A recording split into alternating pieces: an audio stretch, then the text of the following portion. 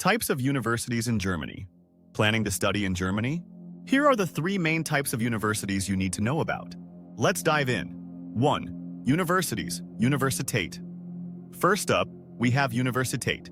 These are traditional research-based universities. Perfect if you want to dive deep into theory and research, especially for subjects like humanities, medicine, or sciences. 2. Universities of Applied Sciences, Fachhochschule. Next, Fachhochschule, or Universities of Applied Sciences. These are great for more practical, hands-on learning, especially in fields like engineering, business, or design. If you're into real-world experience, this is your place. 3. Colleges of Art, Music, and Film, Kunst und Musikhochschulen. Last but not least, Kunst und Musikhochschulen. These specialize in creative fields like art, music, or film. So if you're an aspiring artist or musician, these colleges offer the creative space you need. So which type of university suits your vibe?